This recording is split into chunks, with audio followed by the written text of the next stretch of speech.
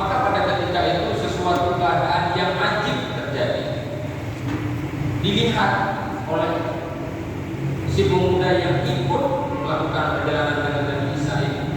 Maka si pemuda ini mengatakan, subhanallah, ini sesuatu yang luar biasa, ini sesuatu yang sangat ajib yang baru pertama ini aku lihat.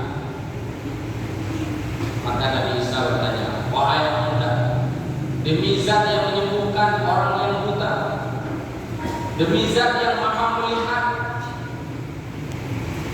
demi zat yang memperlihatkan keajaiban ini kepadamu, ku bertanya kepadamu, kemana kau bawa roti yang satu potong lagi?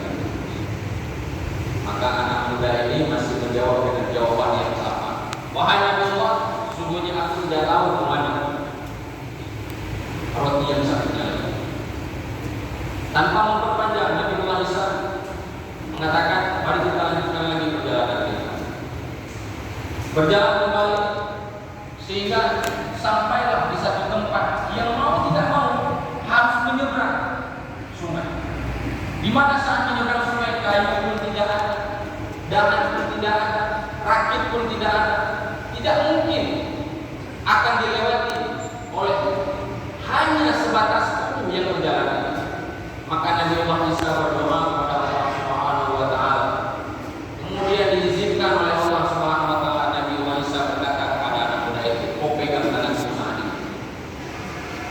Dengan izin Allah, Allah perjalankan mereka itu di atas air sehingga sampailah ke seberang desa yang sebelah.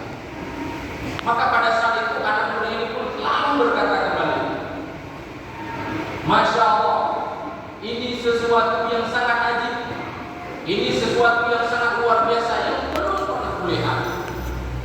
Keadaan hal seperti ini berjalan, mampu berjalan di atas air dengan berkat dirimu, wahai Nabi Allah. Maka Nabi Allah Isa masih santai bertanya kepada anak muda ini, wahai anak muda, demi zat yang mengizinkan kita berjalan di atas air, demi zat Allah yang maha kuasa atas segala sesuatu, ku bertanya kepadamu untuk kali keduanya, mana roti yang satunya lagi? Sehingga anak muda ini masih menjawab dengan jawaban yang sama, aku tidak tahu. Maka kemudian dilanjutkan lagi perjalanan. Kata Nabi Muhammad SAW, berhenti kita di sini. Maka pada saat berhenti, Nabi Muhammad SAW sembari sambil duduk, beliau mengambil tanah, beliau gumpal-gumpalkan tanah. 1, 2, 3. Kemudian beliau berdoa kepada Allah. Ketika beliau berdoa kepada Allah, diizinkan oleh Allah, gumpalan tanah itu dijadikan oleh Allah itu adalah wujudnya emas. Pada ketika anak muda ini melihat bahwasanya sudah ada tumpukan emas, 3 tumpukan emas, 3 porsi emas, maka pada ketika itu Nabi Allah Isa berkata, wahai anak muda, ini ada 3 batang emas, 1 bagian untuk saya, 1 bagian untukmu. Maka setelah itu Nabi Allah Isa diam, tidak melanjutkan. Maka anak muda ini bertanya, wahai Nabi Allah Isa, 1 lagi ini untuk siapa?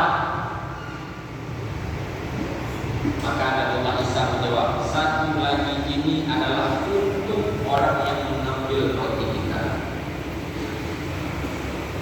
Maka spontan anak muda ini menjawab, wahai Nabi Allah Isa, sebenarnya yang makan roti itu 1 adalah saya. Kalau memang kamu yang mengambil roti itu, kamu yang memakannya, maka tumpukan emas ini 1 milikmu untukmu, 1 untuk jatah orang yang makan roti berarti untukmu juga. Kemudian 1 porsi lagi hak saya, milik saya juga serahkan untukmu. Bahasa Melayu, kacau kedua, baca, diserahkan 3 tumpukan. Kemudian Nabi Isa mengatakan, cukup sampai di sini perjalanan yang kita lakukan berdua. Aku akan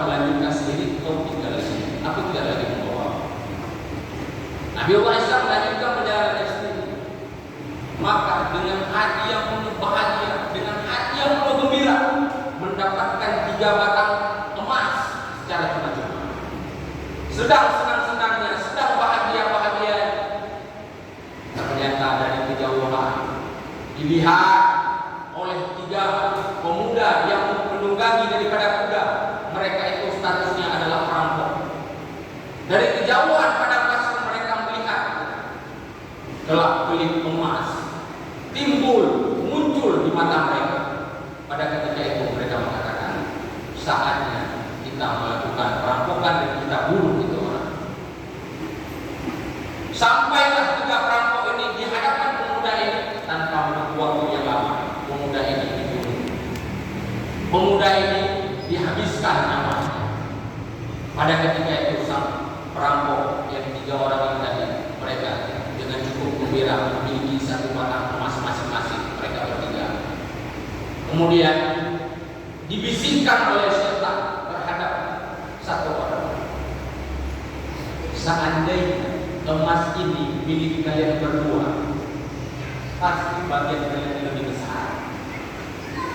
Timbullah pemikiran oleh 1 orang dan dia membisikkan kepada temannya. Dia katakan, ada baiknya teman kita yang 1 lagi itu kita bagi berdua.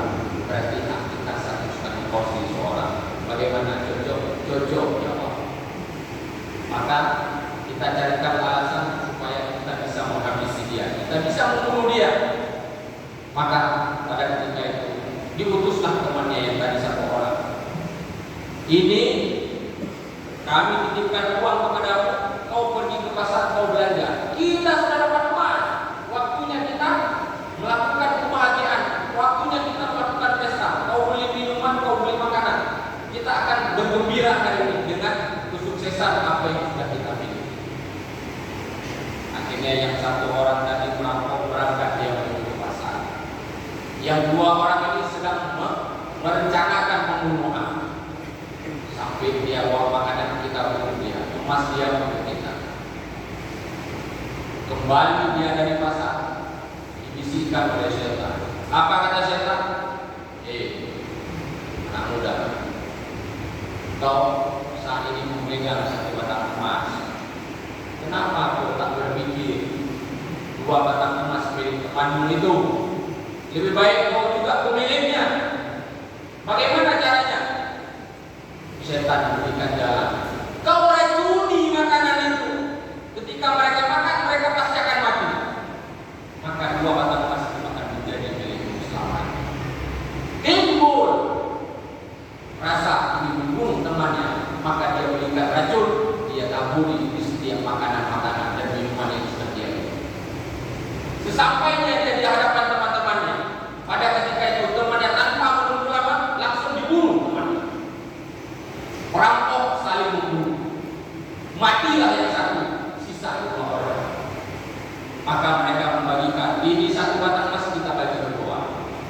Kita sudah punya 1,5 seorang. Kemudian dikarenakan merasa kebahagiaan atas apa yang mereka capai, sehingga mereka dalam keadaan lapar, mereka makan makanan itu, mereka minum minuman itu. Ternyata yang mereka makan itu sudah diracuni oleh temannya sendiri. Singkat cerita, bahwasanya emas itu tidak dimiliki oleh 1 pemilik. Pemuda yang berjalan dengan Nabi Allah Isa mati, perampok ketiga-tiganya mati, yang 1 mati dibunuh, 2-nya mati dalam keracunan. Hadirin sedang mati hormat. Dari kisah tersebut, apa yang ingin dimaksudkan daripada kisah Nabi Allah Isa, itulah perumpamaan dunia itu sekalian. Seperti itulah perumpamaan dunia yang sedang kita jalani hari ini.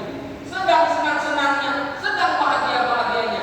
Siapa yang tahu kematian ternyata sudah ada di hadapan kita?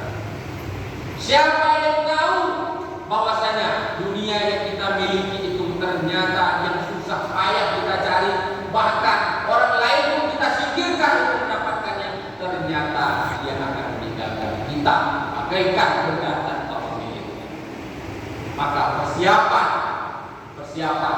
menuju daripada kehadiran Allah Subhanahu wa taala. Allah sudah ingatkan kita dalam Al-Qur'an, al-malu wal banuna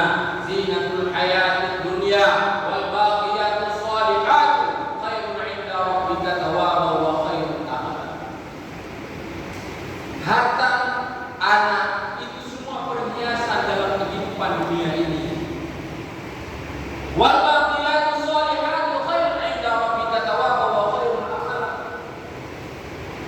Amalan-amalan soleh yang dikerjakan secara kontinu, secara terus-menerus, itu yang terbaik, yang menjadi harapan yang akan kita serahkan di sisi Allah Subhanahu wa taala. Maka jangan pernah sia-siakan waktu di dalam kehidupan ini. Seberapalah umur kita hari ini? 60 tahun, 70 tahun, paling lama 80 sampai dengan 90 tahun umur kita. Tapi ingat, perjalanan di dalam umur itu cukup panjang. Dari masa Nabi Adam sampai dengan sekarang belum kiamat-kiamat. Bagaimana nasib kita seandainya hari ini kita meninggalkan daripada akhirat, ternyata perjalanan hidup kita tak membawa apa-apa. Seberapa banyak manusia yang menangisi kehidupan mereka di dalam kubur, minta ya Allah kami balik, kami balik, kami balik. Tapi Allah tidak izinkan. Namun kenapa kita yang masih diberikan kehidupan oleh Allah di atas dunia ini menyia-nyiakan waktu untuk berbuat taat kepada Allah Subhanahu wa taala? Saking hilangnya ketaatan kita kepada Allah, kita lupa diri.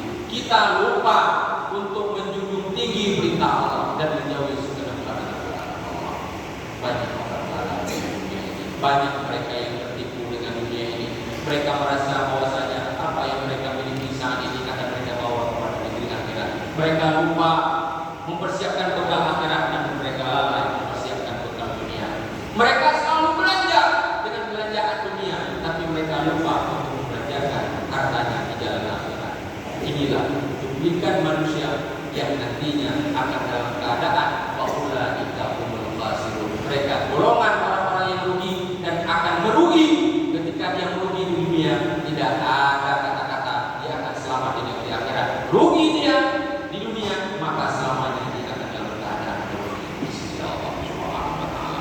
Mudah-mudahan Allah izinkan kita semua untuk menjadi hamba Allah yang semakin dekat kepada Allah dan terus meningkatkan ketakwaan kita kepada Allah Subhanahu wa taala dengan cara selalu hadir di dalam majelis ilmu dan juga selalu hadir di dalam majelis zikir agar hati ini lunak. Jangan terlalu keras terhadap dunia hati ini, tapi keraskanlah hati kita, tetapkanlah hati kita, kuatkan